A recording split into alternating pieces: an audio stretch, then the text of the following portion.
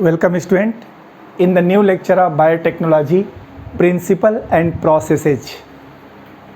इस बायोटेक्नोलॉजी के लेक्चर में प्रिंसिपल और प्रोसेस हम लोग डिस्कस करेंगे।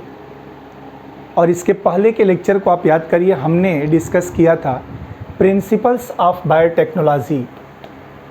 और प्रिंसिपल्स ऑफ बायोटेक्नोलॉजी में हम लोगों ने क्या समझा था कि टू कोर टेक्निक्स हैं। Two core techniques, first genetic engineering and second chemical engineering are main aspect of the biotechnology. आज के इस बायोटेक्नोलॉजी में, जिसको हम लोग मॉडर्न बायोटेक्नोलॉजी कहते हैं, जो जीन के अल्टरेशन पर डिपेंड करती है, उसकी दो कोर टेक्निक्स है मॉडर्न बायोटेक्नोलॉजी की, एक जेनेटिक इंजीनियरिंग और एक है केमिकल इंजीनियरिंग को। जेनेटिक इंजीनियरिंग में क्या होता है? तो आंसर है कि जेनेटिक इंजीनियरिंग में किसी भी ऑर्गेनिजम्स के, कोई भी ऑर्गेनिजम्स होता है, उसके किसी एक जीन की केमिस्ट्री को चेंज किया जाता है to alter the chemistry of genetic material DNA and RNA. किसी भी, मान लीजिए कि कोई एक प्रोडक्ट मुझे बनाना है, तो इस प्रोडक्ट को बनाने वाला जो जीन होगा, आप ध्यान रखिएगा कि हर तरह का प्रोडक्ट जेनेटिकली प्रोड्यूस होता है, जीन के द्वारा कंट्रोल्ड होता है। इस पूरे टॉपिक में यही दिमाग में रखना है हमें। तो जो प्रोडक्ट जीन बनाता है, उस जीन की केमिस्ट्री को चेंज करना और उस चेंज्ड केमिस्ट्री वाले जीन को या डीएनए को किसी होस्ट ऑर्गेनिज्म में डालना और होस्ट ऑर्गेनिज्म के फिनोटाइप को चेंज करना, ये जेनेटिक इंजीनियरिंग कहलाता है। और केमिकल इंजीनियरिंग का मतलब क्या होता है? एक ऐसा स्टेराइल कंटामिनेशन फ्री मीडियम तैयार करना which allow the growth of only one type of microorganisms, जो केवल एक ही तरह के माइक्रो ऑर्गेनिजम्स की ग्रोथ को अलाउ करे। And the culture medium, the solution prepared by chemical engineering provide optimum concentration of product catalyzed by this desirable gene which is allowed to growth in that sterile contaminated free mediums। तो दोनों के role अलग अलग थे। और इस modern biotechnology के शुरुआत जेनेटिक इंजीनियरिंग में तब स्टार्ट हुई जब दो इम्पॉर्टेंट डिस्कवरीज हो गई थी। अपने दिमाग में इसको बिल्कुल बैठा लेना है हमें। Two important discoveries make the study advance in the modern biotechnology। First, discovery of plasmid vector in bacteria। Plasmid vector की खोज एक बैक्टीरिया से हुई, ये पहली डिस्कवरी थी। दूसरा, discovery of restriction endonuclease by Arber, Nathan and Smith. एक ऐसे एंजाइम की इन लोगों ने खोज किया था जो एंजाइम किसी भी डीएनए को एक पर्टिकुलर पॉइंट से कट करता है, and that enzyme is known as molecular scissor. और इसी का नाम क्या है? Molecular scissor. तो ये दो डिस्कवरी है, प्लाज्मिड की डिस्कवरी जो किसी भी जीन को कैरी करके उसकी क्लोनिंग करा सके, और रेस्ट्रिक्शन एंडोन्यूक्लियस की डिस्कवरी जो किसी भी डीएनए को उसके पर्टिकुलर पॉइंट से कट कर सके। दोनों ही डिस्कवरी इस बायोटेक्नोलॉजी के लिए रिवोल्यूशनरी पॉइंट था। और इनका यूज़ करते हुए 1970 में, 72 वगैरह में, पॉल बर्ग ने 1972 में पॉल बर्ग ने SB40 वायरस के जीन को लैम्डा फेज वायरस के माध्यम से एक बैक्टीरिया में ट्रांसफ़र किया। देखिए कितना सिंपल सा कॉन्सेप्ट था कि हम किसी भी जीन को उठाएं, उसकी केमिस्ट्री को चेंज करें और किसी होस्ट में डाल करके होस्ट के फिनोटाइप को बदलें। ये पॉल बर्ग ने पहली बार किया कि इन्हें SB40 वायरस के जीन को लिया और उस जीन को लैम्डा फेज में डाला, और लैम्डा फेज के द्वारा उस SB40 के जीन को एक बैक्टीरिया में ट्रांसफ़र करके दिखाया। That's why Paul Berg is considered as father of genetic engineering.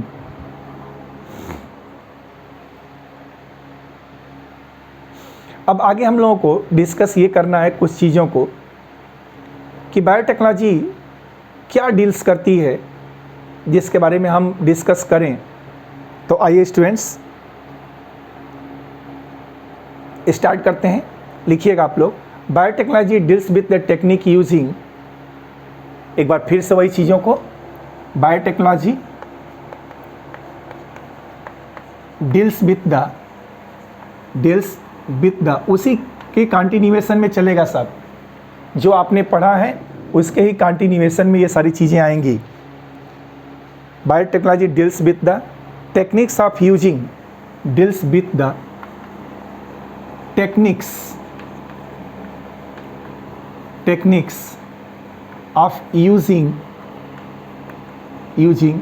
Live note करें सभी लोग, biotech deals with the techniques of using live organisms, ये जीवित ऑर्गेनिजम्स और या फिर enzyme from the organism,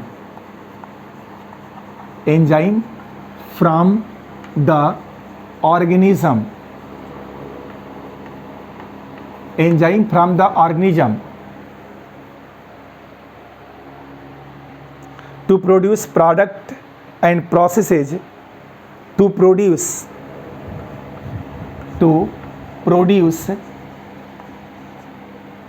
product and processes, दोनों बातें हमेशा साथ साथ चलेंगी। Product and processes, product and processes useful to human, useful to human. Students देखिए कितना सिंपल कॉन्सेप्ट चल रहा है। क्या कह रहा है? कह रहा है कि biotechnology deals with the techniques, biotechnology deals with the techniques of using live organisms और एंजाइम फ्रॉम द ऑर्गेनिज्म। या तो हम पूरे जीव का यूज करें या किसी एंजाइम का यूज़ करें। जैसे समझिए ये एक लाइव ऑर्गेनिज्म है और इसका ये न्यूक्लियस है, इसको हम लोग लाइव बोल सकते हैं, लाइव माइक्रोब, ठीक है। या फिर हम कर सकते हैं और हम इस तरह के किसी भी जीव से निकला हुआ कोई एंजाइम यूज़ कर सकते हैं, ऐसे this is the enzyme from organisms. दोनों बातें हमारे सामने रहेंगी। या तो हम इस ऑर्गेनिज्म को लाइव यूज़ करें, समझ में आया आपको? देखिए ये करें या फिर ये करें, दोनों में से कोई एक काम करें। यहाँ पर देखिए सिंपल लिख दिया मैंने, और इन दोनों में से किसी का भी यूज़ करें और इस पर एक ऐसी टेक्निक यूज़ करें। यहाँ पर टेक्निक हम यूज़ करें या फिर यहाँ पर कोई टेक्निक ऐसी यूज़ करें जिससे कि हम कुछ प्रोडक्ट बना सकें। क्या बना सके? प्रोडक्ट। और ऐसा प्रोडक्ट बनाएं जो प्रोडक्ट ह्यूमन वेलफेयर में यूज होता हो, ह्यूमन वेलफेयर।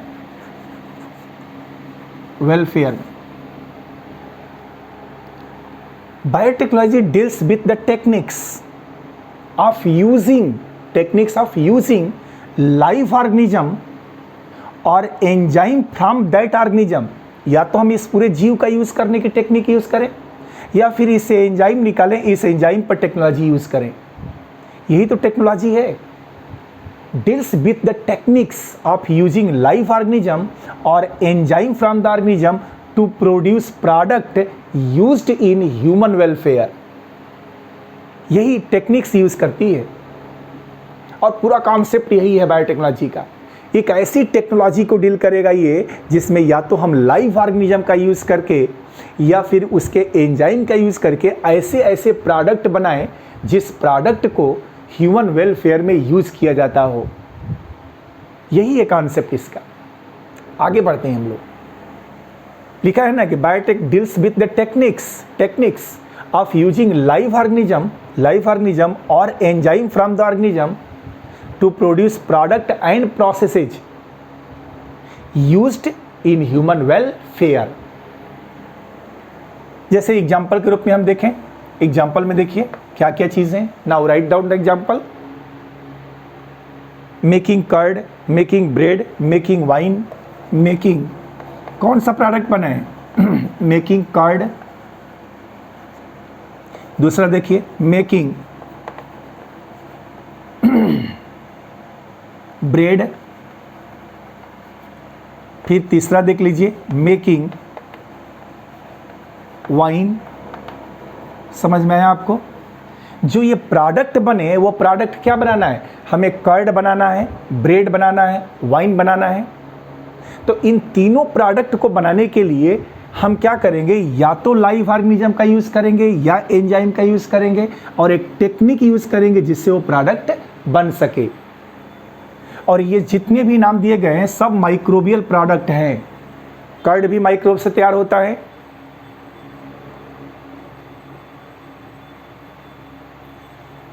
सभी ऑल आर लिख देते हैं, all are microbe mediated processes, मतलब किसी न किसी माइक्रोब्स के प्रोसेस के द्वारा हम इसको तैयार करते हैं और इसी माइक्रोबियल प्रोसेस के द्वारा हम इस प्रोडक्ट को बनाते हैं, ब्रेड बनाते हैं। जैसे ब्रेड बनाने की भी प्रोसेस क्या है? Microbial process. कर्ड बनाने के भी प्रोसेस क्या है? Microbial process. वाइन बनाना है तब भी कौन सी प्रोसेस है? माइक्रोबियल प्रोसेस है। और इस प्रोसेस के द्वारा हम जब ये प्रोडक्ट बनाएंगे तो इसमें एक टेक्निक यूज हो रही है और यही टेक्निक क्या है? बायोटेक्नोलॉजी। तो लिखा गया है दोनों कि प्रोडक्ट क्या हो गया ये सब। और प्रोसेसेस कौन सी? फर्मेंटेशन। प्रोसेस कौन सी? फर्मेंटेशन। तो ये स्टूडेंट्स याद रखना है कि मेकिंग कर्ड, कर्ड बनाना हो, ब्रेड बनाना हो, वाइन बनाना हो, आप इस पर एक टेक्निक यूज करिए और उस टेक्निक के द्वारा ये प्रोडक्ट बना दीजिए। आपको ध्यान रखना है कि ये तीनों प्रोडक्ट बनाने की प्रक्रिया माइक्रोब मीडिएटेड प्रोसेस है।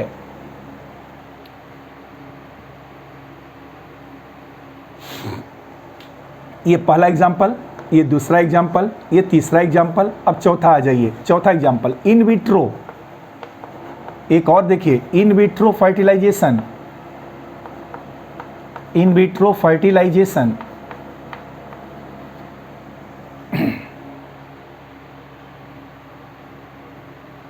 leading to test tube baby, in vitro fertilization leading to test tube baby, test tube baby। अगर टेस्ट ट्यूब बेबी बनाना है तो इसके लिए इन विट्रो फर्टिलाइजेशन करेंगे। इन विट्रो का मतलब क्या होता है? एक तरह से आर्टिफिशियल सिस्टम में मेल के सीमेन को लेंगे और फीमेल के ओवम को लेंगे और सीमेन में प्रेजेंट स्पर्म को ओवम से फर्टिलाइज कराएंगे outside the female body in same medium present as female body. Female body में जो मीडियम प्रेजेंट है उसी की तरह से सेम एक आर्टिफिशियल मीडियम तैयार किया और उस मीडियम में मेल के सीमेन को लिया, हस्बैंड के और वाइफ के सीमेन को लिया, दोनों को फ्यूज़ करा दिया और जाइगोट तैयार किया। उस जाइगोट को फिर मदर के ओम में ट्रांसफ़र कर देंगे and that will be the test tube baby. ये भी बायोटेक्नोलॉजी है, ये भी क्या है? बायोटेक्नोलॉजी। पांचवा एग्जाम्पल आप देखें, fifth example students, synthesis of a gene and using it. Synthesis of a gene, ये याद करना पड़ेगा आपको। सिंथेसिस ऑफ जीन एंड और यूजिंग इट, हम अपने यूजिंग इट, जैसे सपोज करिए मुझे विटामिन डी एनरिच्ड कर्ड बनाना है। सपोज करिए कर्ड बनाना है, कैसा कर्ड बनाना है? तो विटामिन डी एनरिच्ड कर्ड बनाना है। अब देखिए लैक्टोबैसिलस बैक्टीरिया तो कर्ड बनाएगा, ये हमें पता है, लेकिन उसके अंदर विटामिन डी आ जाए, इसके लिए विटामिन डी सिंथेसाइजिंग एंजीन को मुझे किसी ऐसी जगह से आइसोलेट करना होगा जहां विटामिन डी नेचुरली बनता है। और उस नेचुरल साइट से विटामिन डी के जीन को निकाल करके लैक्टोबैसिलस में डालेंगे, तो लैक्टोबैसिलस के अंदर अब एक फॉरेन जीन आ गया और वह लैक्टोबैसिलस कर्ड भी बनाएगा और उसका जो विटामिन डी का फॉरेन जीन जो उसके अंदर हमने डाला है वो उसमें विटामिन डी की मात्रा को भी ऐड कर देगा। 10 सिंथेसिस ऑफ जीन, हम जीन बनाएं आवश्यकता के अनुसार। आदमी की क्या आवश्यकताएं हैं, ह्यूमन की बढ़ती हुई पॉपुलेशन की क्या डिमांड है, उस डिमांड के अनुसार एक जीन को आर्टिफिशियली बनाएं और उसका यूज करना जाने। तमाम रोगों के इलाज में कौन सा जीन हेल्प कर सकता है, इस जीन को हम बनाएं और उसका यूज करें। This is the example of biotechnology. छठवां एग्जाम्पल देखिए, 6th, डेवलपिंग डीएनए वैक्सीन।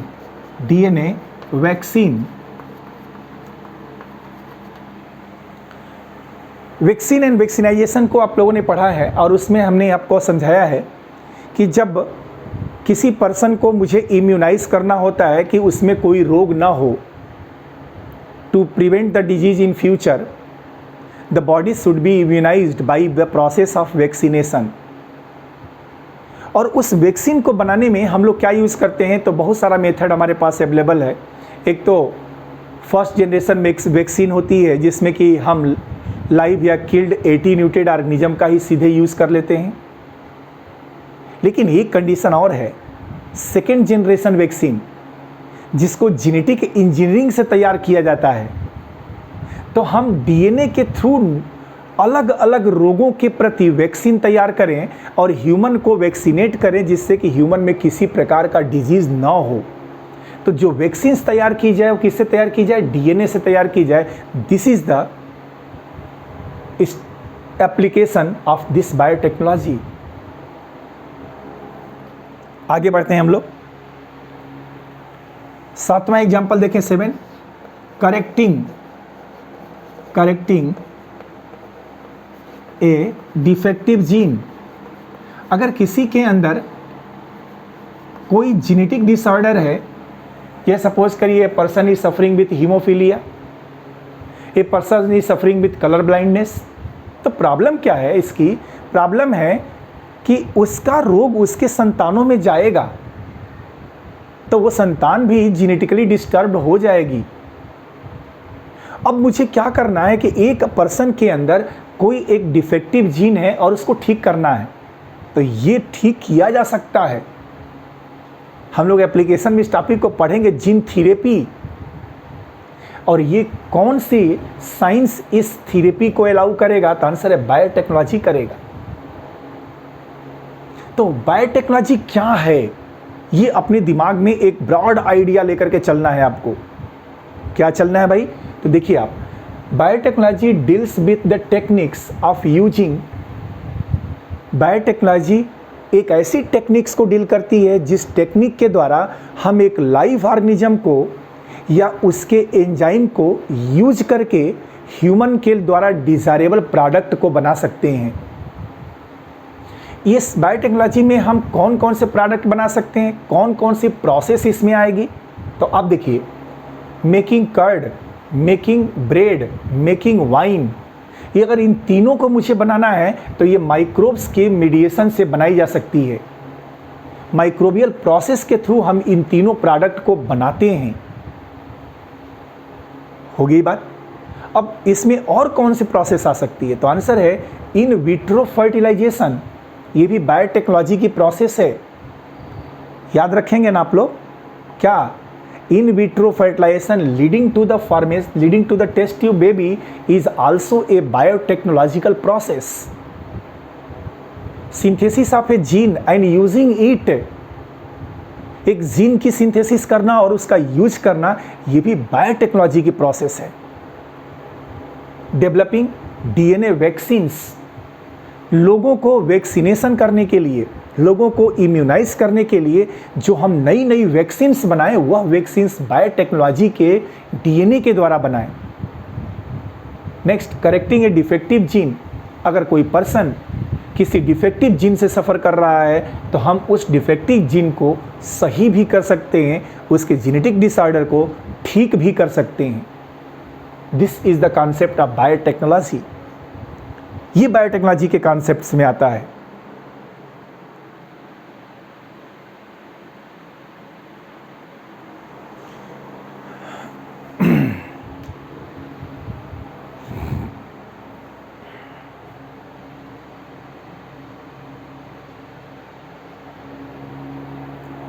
लेकिन एक प्रॉब्लम है कि आज के समय में जैसे ये पूरा चीज़ बायोटेक्नोलॉजी में आता है, लेकिन आजकल जो पूरा का पूरा ये बायोटेक्नोलॉजी का कॉन्सेप्ट है वो रेस्ट्रिक्टेड कर दिया गया है। Right now when you see your text book, one line is mention, the biotechnology has a broad areas, but nowadays the concept of this biotechnology is restricted in a narrow concept, and that will be the genetic engineering, change in gene, cutting in the gene, manipulation of the gene and so on। तो एक statement लिखेंगे आप लोग, इतना तो हो गया आपके। अब नाउ इसी में एक नोटिफिकेशन ऐड कर लें आप।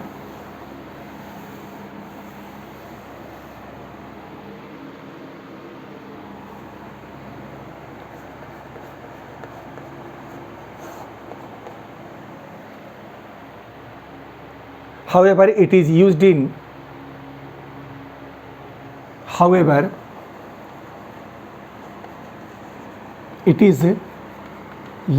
in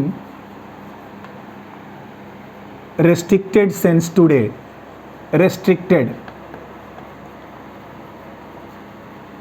sense today.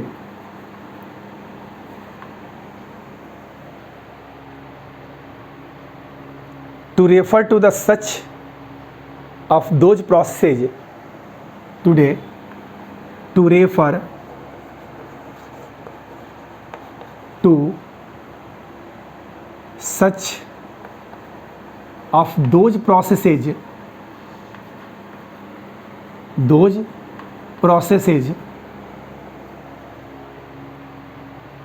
which use genetically modified organisms, which use genetically modified organisms, they are called as GMO, genetically modified organisms, to achieve the same on a large scale, to achieve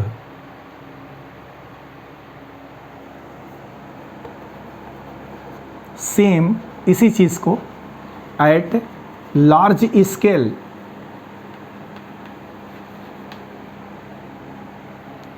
अब आपको समझना है कि जैसे making curd, making bread, making wine, they all are microbial process. ये microbial process है, microbe mediated process है। लेकिन मैंने आपको समझाया था कि इन सारी चीज़ों के, इन सभी प्रोडक्ट को आपको तैयार यदि करना है तो एक क्लासिकल टेक्नोलॉजी है जिसमें कि हम छोटे से अमाउंट में इसको तैयार कर सकते हैं। जैसे आप समझिए, एक बैक्टीरिया है lactobacillus, the bacteria is lactobacillus. ये एक बैक्टीरिया है, क्लियर। और इस का यूज हम मिल्क पर करते हैं। किस पर करते हैं? मिल्क पर। तो ये मिल्क कर्ड किस में कन्वर्ट होता है? कर्ड में। अब क्या है, ये लैक्टोबैसिलस मिल्क को कर्ड में कन्वर्ट करता है, नो डाउट, बट ये कर्ड कम अमाउंट में होता है, धीरे धीरे ये कई घंटों बाद करता है। अब अगर मुझे इस कर्ड को, इफ वी वांट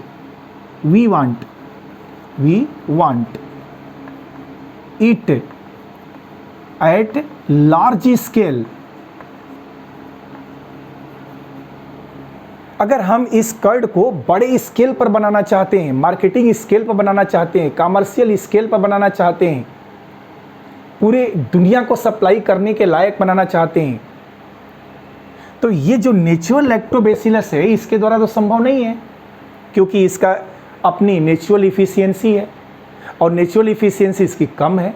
तो हम क्या करते हैं, तो करते क्या है, इस लैक्टोबैसिलस के जीन को चेंज करते हैं। क्या करते हैं, जीन को चेंज करते हैं। और जैसे ही इसके जीन को चेंज करेंगे तो अब एक ऐसा लैक्टोबैसिलस आएगा जिसका जीन चेंज हो चुका होगा और ये जेनेटिकली मॉडिफाइड ऑर्गेनिज्म कहलाएगा। यही क्या हो जाएगा, जेनेटिकली मॉडिफाइड। और इसका यूज़ करेंगे तो ये कर्ड लार्ज स्केल पर मोर अमाउंट में बनेगा। तो यही स्टेटमेंट कर रहा है कि आज के समय में जो ये प्रोसेस देखी जाती थी, उस प्रोसेस में हम नेचुरल ऑर्गेनिजम्स को, नेचुरल फर्मेंटर्स का यूज़ करते हुए अपने प्रोडक्ट को बनाते थे। लेकिन अब क्या हो रहा है कि इस प्रोडक्ट को लार्ज स्केल पर मुझे बनाना है। ध्यान से देखिए ना इसको, कि ये जो लैक्टोबैसिलस मिल्क को कर्ड में कन्वर्ट करता है वो अमाउंट कम होता है, क्वालिटी उतनी अच्छी नहीं होती। लेकिन हम चाहते हैं कि इसको लार्ज स्केल पर बनाया जाए और बेटर क्वालिटी का हो, तो मिल्क तो वही रहेगा। इस मिल्क को कर्ड में बदलने वाला जो लैक्टोबैसिलस है उसके जीन में चेंज करना पड़ेगा। और जैसे ही हम लैक्टोबैसिलस के जीन को चेंज करेंगे तो ये लैक्टोबैसिलस जेनेटिकली मॉडिफाइड हो जाएगा, है वही, बट उसके जीन को हमने क्या किया, चेंज कर दिया। तो ये क्या कहलाएगा, जेनेटिकली मॉडिफाइड लैक्टोबैसिलस। और जब हम इस जेनेटिकली मॉडिफाइड लैक्टोबैसिलस का यूज़ करेंगे तो मिल्क बहुत जल्दी कर्ड में कन्वर्ट हो जाएगा और लार्ज स्केल पर हम कर्ड का प्रोडक्शन कर सकते हैं। तो यही लिखा गया, however it is used in restricted sense today to refer such of those processes. इस पूरी प्रक्रियाओं को जो आपने लिखा था 6-7 पॉइंट में which use genetically modified organisms to achieve same at large scale, उसी प्रक्रिया को मुझे करना है, बट लार्ज स्केल पर करना है। तो जो ये काम करता है जीव, उसके जीन को हमें क्या करना पड़ेगा, चेंज करना पड़ेगा। तो सेम प्रोसेस के थ्रू सेम प्रोडक्ट को अगर लार्ज स्केल पर बनाना हो तो उस प्रोडक्ट को बनाने वाला जो लाइव ऑर्गेनिज्म है या इसका एंजाइम है उसके जीन को हमें चेंज करना पड़ेगा। And now they are called as genetically modified organism. और इसका यूज़ करके हम सेम प्रोडक्ट को लार्ज स्केल पर बना सकते हैं। And this is the whole things about biotechnology. यही पूरी बायोटेक्नोलॉजी की थीम है।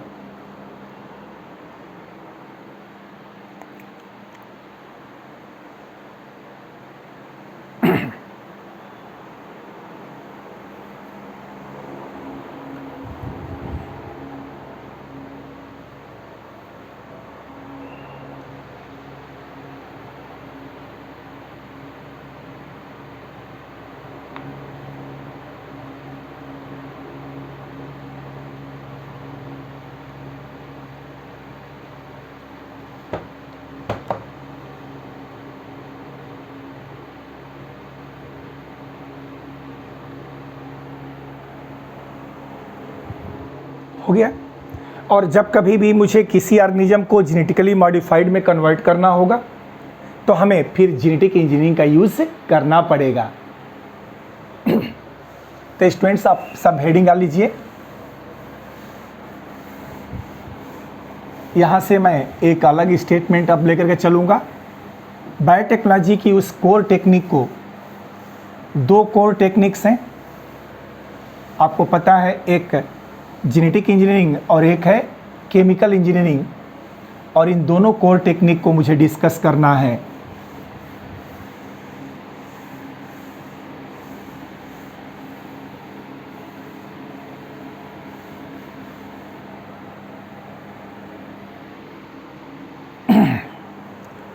चलिए हेडिंग वाली सभी लोग, जेनेटिक इंजीनियरिंग।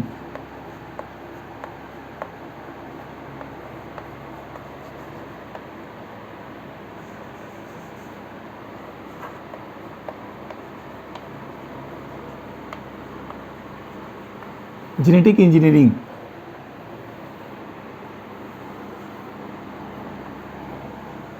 या इसको हम लोग बोलते हैं रिकॉम्बिनेंट डीएनए टेक्नोलॉजी।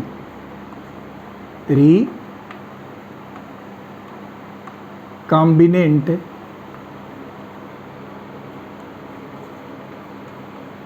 डीएनए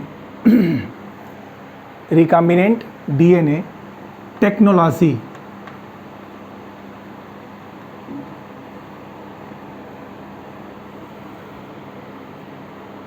इसी का नाम है रिकॉम्बिनेंट डीएनए टेक्नोलॉजी। या इसको शार्ट में हम लोग बोलते हैं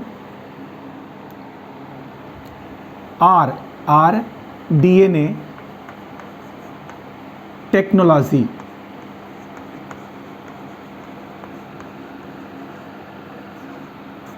R DNA technology, small R DNA technology, एक ही चीज़ है, सब जो भी अलग अलग नामों से पुकारें।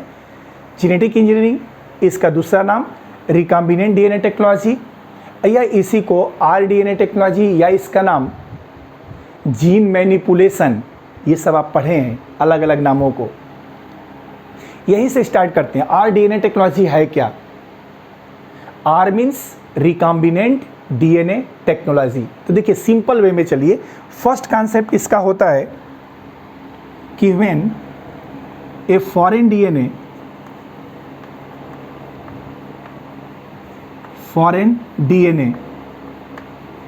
joined with vector DNA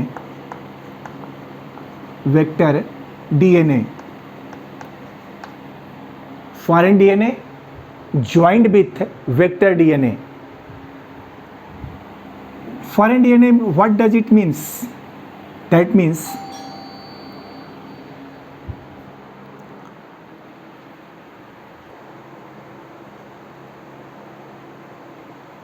हाँ जी, तो हम लोग बात कर रहे थे कि फॉरेन डीएनए अब प्लस वेक्टर डीएनए। अभी इन दोनों के बारे में आप समझेंगे क्या होता है। फिलहाल इसके कैरेक्टरिस्टिक्स को समझें। जैसे सपोज करें ये एक फॉरेन डीएनए है, this is a foreign DNA, और ये एक वेक्टर डीएनए है।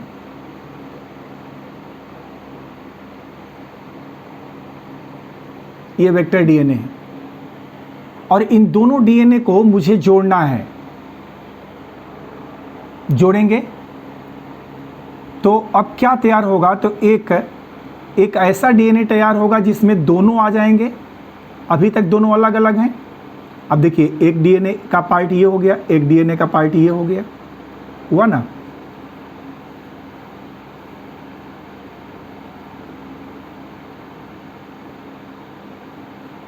ये और साथ साथ अब इसमें क्या आ जाएगा? तो एक और डीएनए आ जाएगा एक्स्ट्रा वाला, ये आ गया। ये और ये दोनों आपस में जुड़ गया। यहां पर देखिए जुड़ गया। तो इस डीएनए को हम बोलते हैं recombinant DNA. This DNA is known as recombinant DNA, या इसका दूसरा भी नाम होता है, this is known as R DNA, small R DNA, या इसका एक तीसरा भी नाम होता है, that is chimeric DNA. Chimeric DNA, okay. Simply मुझे आपको समझाना है कि what do mean by recombinant DNA technology, what do mean by R DNA technology, what do you mean by genetic engineering. To explain it, just see here. When a foreign DNA is joined with vector DNA, joining is catalyzed by DNA ligase. Join करना है ligase enzyme, DNA ligase enzyme. Both are DNA.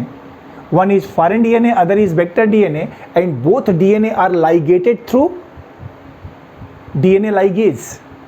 Joined together. Joined by, just I am writing DNA ligase enzyme,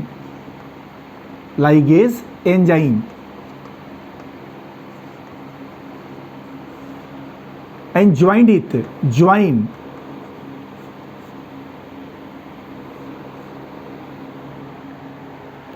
कि when a foreign DNA joined with vector DNA with the help of DNA ligase enzyme, then a recombinant DNA is formed, and this recombinant DNA is known as R DNA as well as chimeric DNA, and the technology which is used to produce recombinant DNA is known as recombinant DNA technology.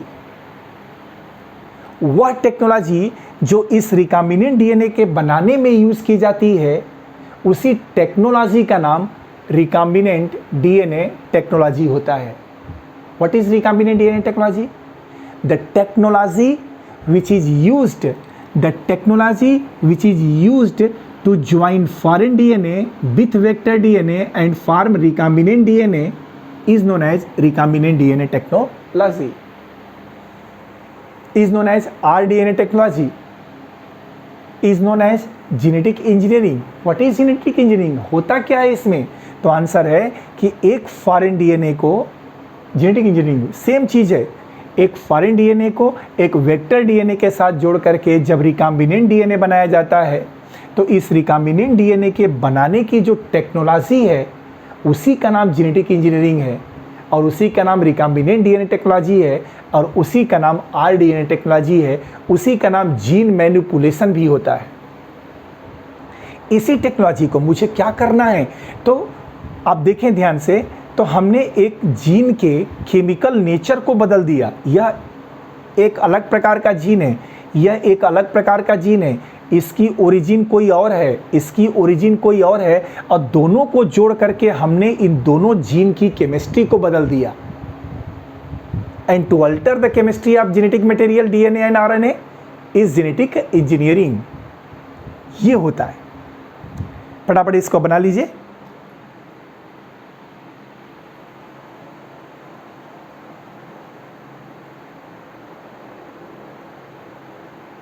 Foreign DNA plus vector DNA is equal to recombinant DNA.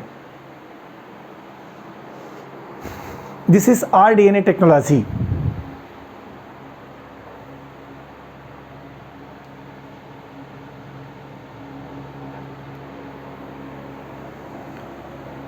चलिए start करते हैं हम लोग.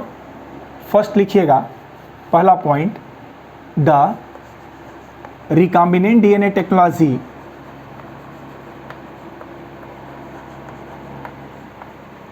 recombinant DNA technology was first discovered by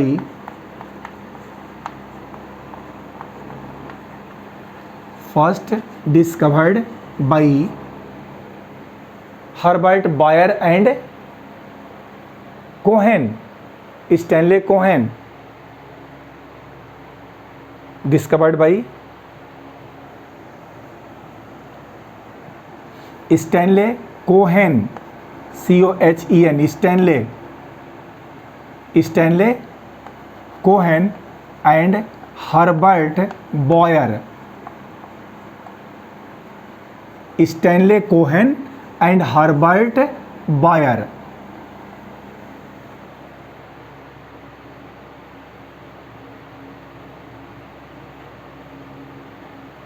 इन लोगों ने इसको discover किया था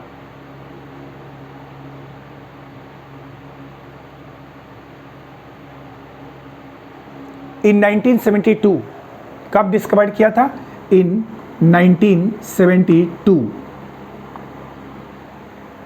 कहीं कहीं पर 73 भी मिलता है, बट वही चीज़ है 72.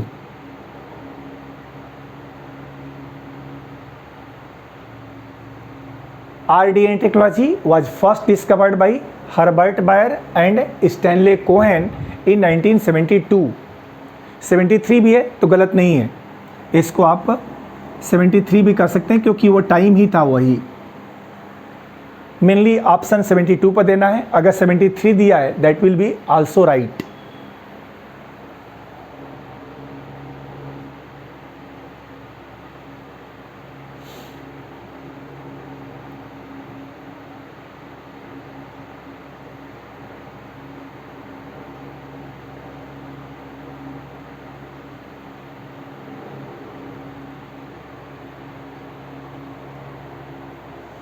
आगे बढ़े हम लोग, सेकेंड स्टेप लिखिएगा, द टेक्निक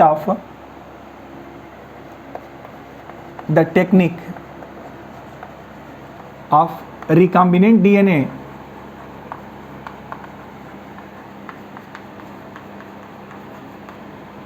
और इसी को हम लोग क्या बोलते हैं, जेनेटिक इंजीनियरिंग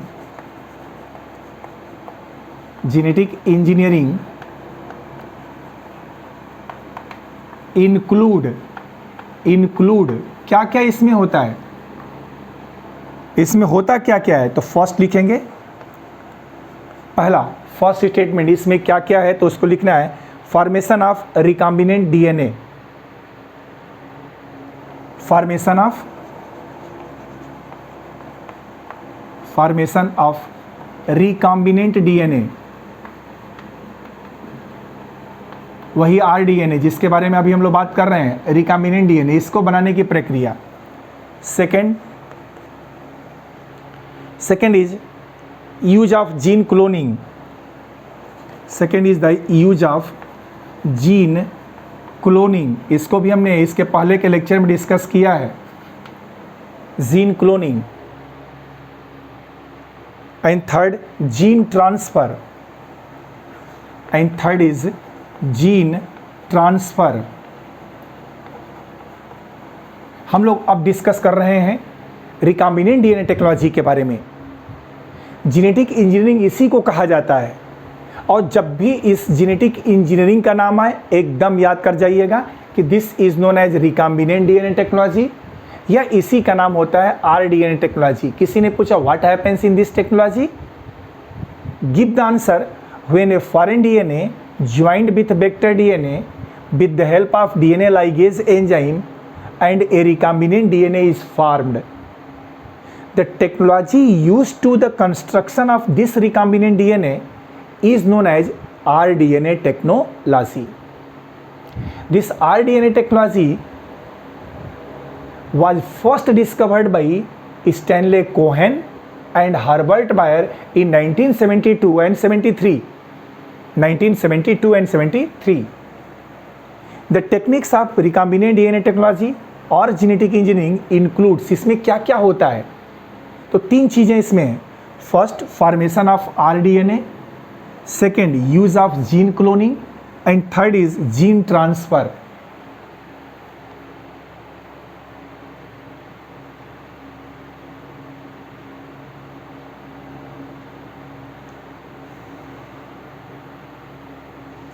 जीन ट्रांसफ़र एक बड़ा इंपॉर्टेंट स्टेटमेंट है, इसको पहले लिख लीजिएगा, इट अलाउ, जीन ट्रांसफर में लिखिएगा, it allow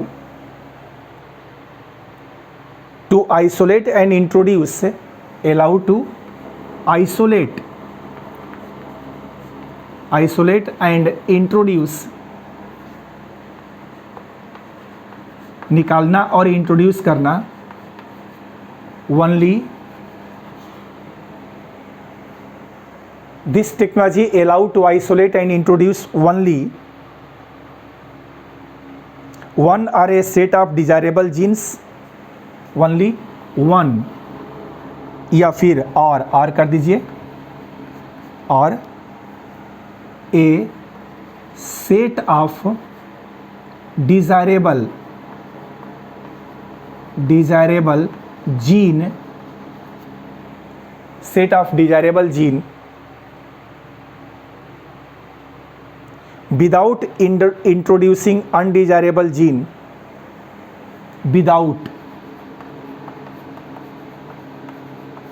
without introducing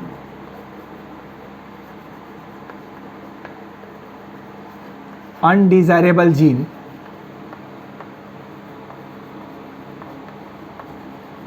without introducing undesirable gene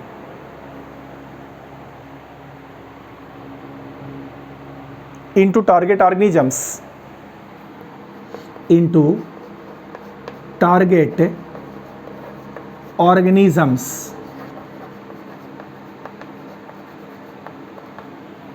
अभी ये बात आपको समझ में आएगी, पहले आप इसको नोट कर लें कि जेनेटिक इंजीनियरिंग या आरडीएनए टेक्नोलॉजी में तीन इंपॉर्टेंट प्रोसेसेस हैं। फर्स्ट है formation of recombinant DNA, second is use of gene cloning, इन दोनों को मैं डिटेल में भी बताऊंगा।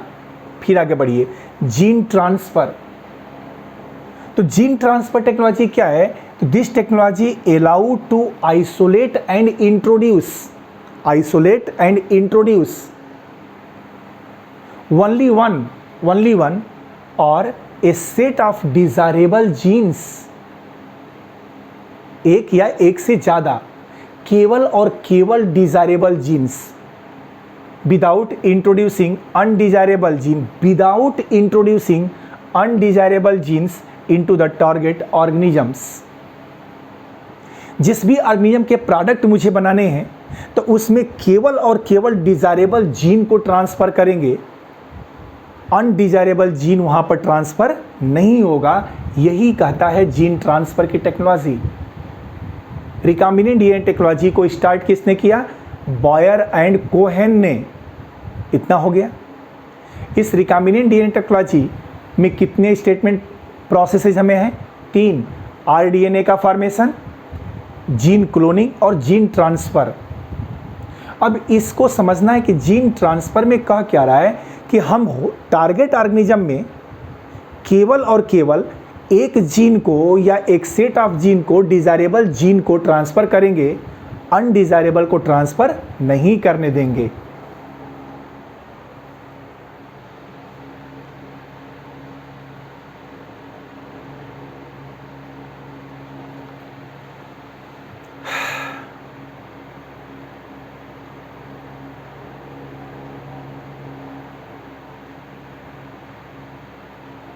जैसे अब देखिए, चलिए मैं आपके टेक्स्ट बुक का एक एग्जाम्पल सेट करके समझाता हूं। इस जीन ट्रांसफर के ऊपर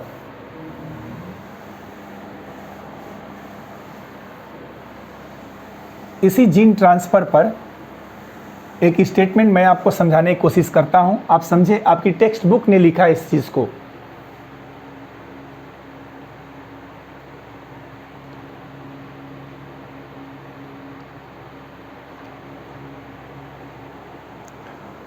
क्या लिखा है देखिए, दिस इज जीन ट्रांसफर। ये कौन सी प्रोसेस थी? तो आंसर दे देता हूं मैं, this is gene transfer technique.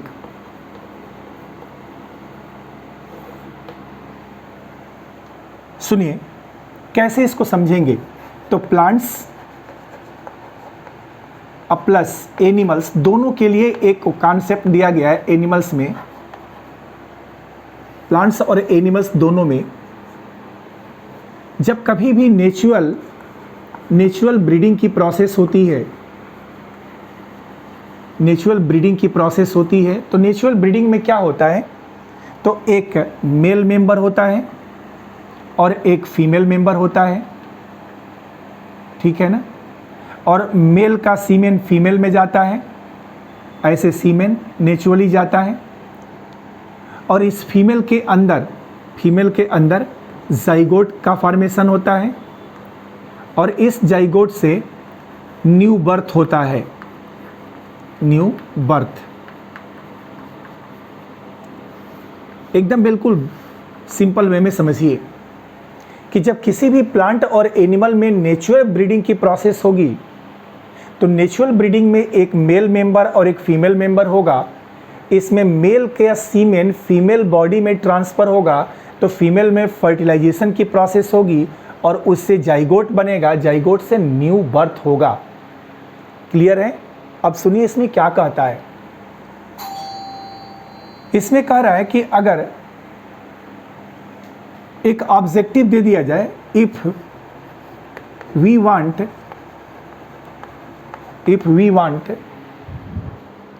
To produce, हाँ जी, तो मैं बता रहा था कि if we want to produce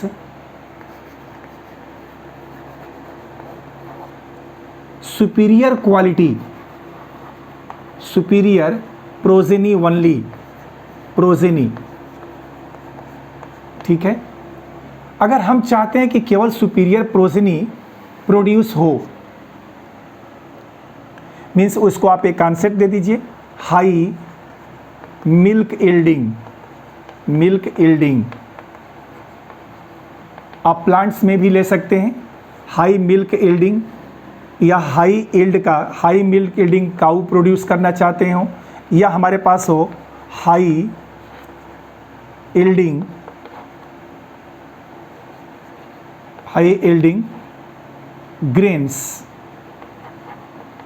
in plants, दोनों में से कोई भी ले लीजिए। अब क्या कह रहा है? कह रहा है कि मुझे इस ब्रीडिंग के द्वारा, नेचुरल ब्रीडिंग के द्वारा, मुझे नेचुरल ब्रीडिंग के द्वारा एक ऐसा न्यू बर्थ देना है, न्यू ब्रीड तैयार करना है जिस ब्रीड का क्वालिटी सुपीरियर हो, वह हाई मिल्क यील्डिंग काऊ हो जाए या प्लांट में हाई यील्डिंग ग्रेन्स वाले प्लांट्स हो जाएं। तो क्या इस नेचुरल ब्रीडिंग से पॉसिबल है? तो आंसर है कि हाँ, कुछ हद तक पॉसिबल है, पूरी तरह से पॉसिबल नहीं है। क्यों नहीं है?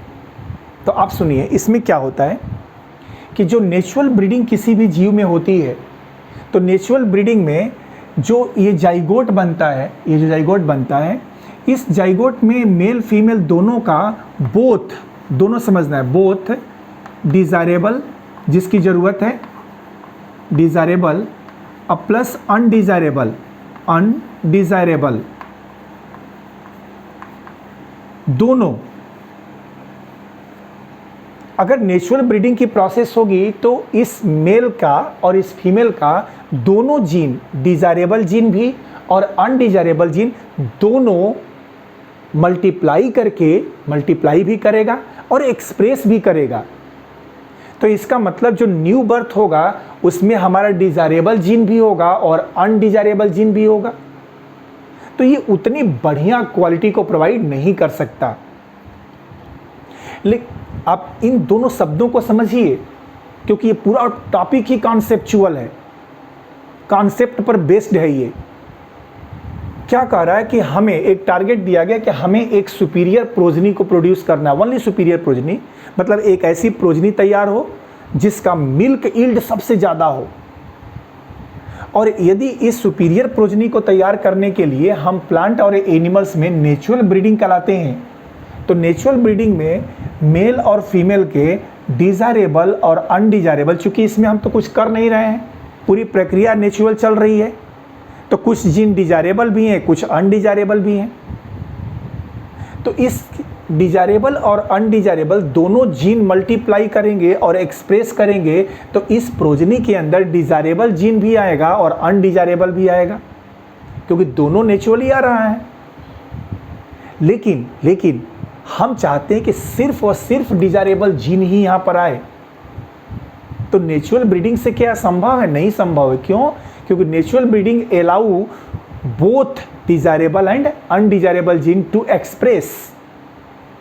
अब जीन ट्रांसफर में देखिए क्या कह रहा है, it allow to isolate and introduce only one or a set of desirable genes, केवल डिज़ायरेबल जीन्स को, without introducing undesirable genes into the target organisms. ये एक ऐसी टेक्नोलॉजी है जो सिर्फ और सिर्फ डिज़ायरेबल जीन को, केवल डिज़ायरेबल जीन को आइसोलेट करने के लिए भी और उसको टारगेट ऑर्गेनिज्म में ट्रांसफ़र करने के लिए अलाउ करेगी, अनडिज़ायरेबल के लिए नहीं करेगी। तो सपोज करिए इस नेचुरल ब्रीडिंग का ड्रॉबैक तो आपको दिमाग में रहेगा कि कभी किसी जीव में नेचुरल ब्रीडिंग हो, तो आप हमेशा ध्यान रखिएगा कि इस नेचुरल ब्रीडिंग में दोनों तरह के जीन प्रोजनी में पाए जाते हैं, अनडिज़ायरेबल भी और डिज़ायरेबल भी, इसलिए ऐसी प्रोजनी की क्वालिटी बेटर नहीं होती। लेकिन जीन ट्रांसफ़र वह टेक्निक है जिसमें कि हम केवल डिज़ायरेबल जीन को ही अलाउ करेंगे एक्सप्रेस होने के लिए, अनडिज़ायरेबल को नहीं करेंगे। तो अब ये जो प्रोजनी होगी that have only desirable gene and it will be superior. तो हमें हाई मिल्क चाहिए तो केवल मिल्क के लिए, अगर हाई यील्ड प्लांट चाहिए तो केवल हाई यील्ड प्लांट के लिए। हम नेचुरल ब्रीडिंग की जगह पर क्या कराएंगे? जीन ट्रांसफ़र कराएंगे। नेचुरल ब्रीडिंग है और जीन ट्रांसफ़र जेनेटिक इंजीनियरिंग है।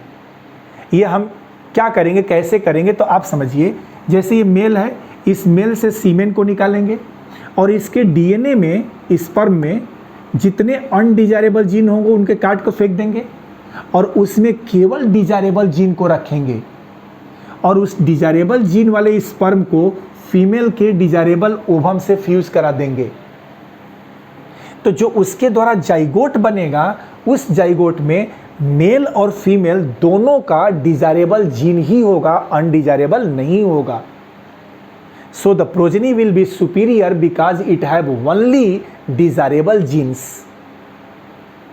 क्यों? क्योंकि जीन ट्रांसफर की टेक्निक है और नेचुरल ब्रीडिंग ऐसा नहीं करता है। वो तो कहता है कि दोनों एक्सप्रेस करो, और जीन ट्रांसफर कहता है कि जिसकी जरूरत होगी सिर्फ उसी को हम ट्रांसफर कराएंगे। स्टूडेंट्स, ये आपने कर लिया, तो आइए आगे देखते हैं। हम लोग इसको लिखते हैं। इस सेंटेंस को मैं लिख देता हूं कि आपके लिए भी आसान हो जाएगा। इसको उतार लेने के बाद भी आप लिखेंगे।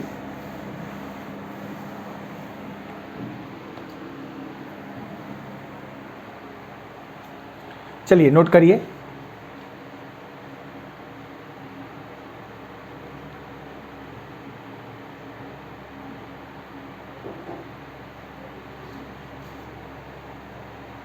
Traditional hybridization procedure, traditional hybridization procedure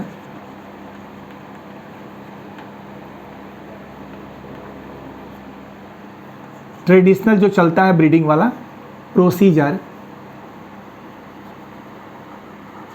traditional hybridization procedure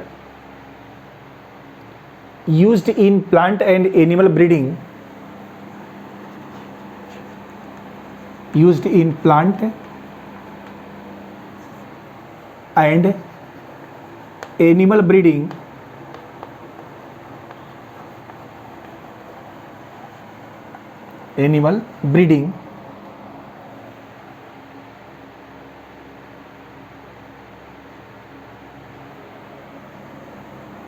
leads to inclusion। देखिए एक्सक्लूजन नहीं है, इंक्लूजन ये शब्द है, inclusion and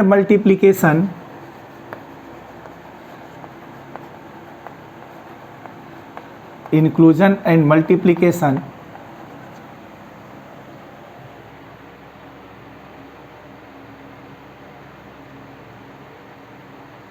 of undesirable gene along with desirable gene, of undesirable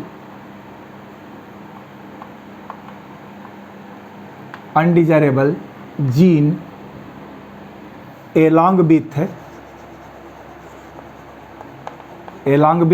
desirable gene। दोनों देखिए ना, लिखा ना इसमें। ट्रेडिशनल हाइब्रिडाइजेशन जो टेक्निक एनिमल ब्रीडिंग में यूज की जाती है उसमें डिजायरेबल अनडिजायरेबल दोनों इंक्लूजन हो जाता है और दोनों का मल्टीप्लिकेशन होता है। तो यही कह रहा है कि दोनों एक साथ चलेगा, तो जो प्रोजनी तैयार होगी उसमें यूजफुल भी होगी चीज़ें और हार्मफुल भी होंगी। बट जीन ट्रांसफर में क्या कह रहा है? कह रहा है कि ये टेक्निक अलाउ करेगी only the expression of desirable jeans.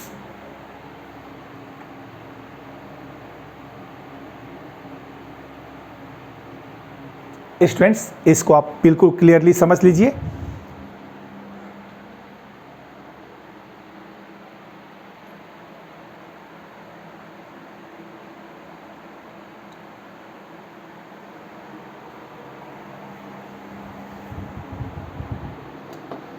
हो गया?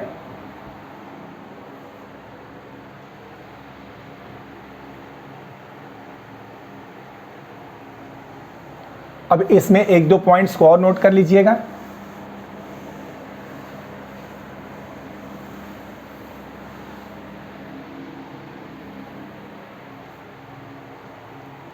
कि जितने भी लिविंग्स होते हैं, एक पॉइंट और लिखेगा, उनमें asexual and sexual both reproduction होता है, दोनों रिप्रोडक्शन होता है।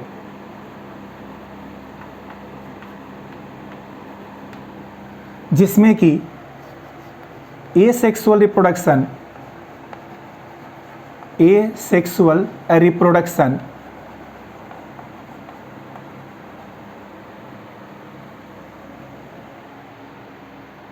preserve the genetic information, preserve the genetic information, जो जेनेटिक इंफॉर्मेशंस होती हैं उनको प्रिजर्व करता है क्योंकि इसमें वेरिएशन नहीं होता, ठीक है ना। और जो सेक्सुअल रिप्रोडक्शन होता है, सेक्सुअल रिप्रोडक्शन होता है, इसमें वेरिएशंस होता है। This allow variation, that's why so to produce new type of breed, नए टाइप के ब्रीड को सेक्सुअल रिप्रोडक्शन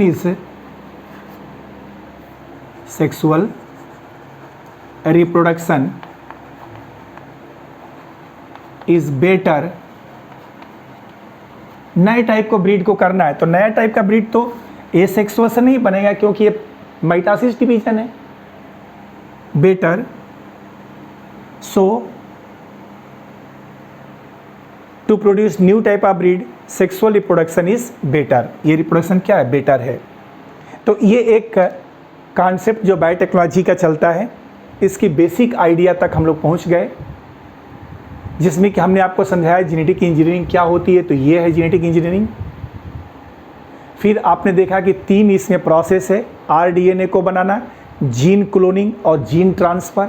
जीन ट्रांसफ़र एक ऐसी टेक्निक है जिसमें केवल डिज़ायरेबल जीन को इंट्रोड्यूस करके उसे एक्सप्रेस करने के लिए अलाउ करते हैं।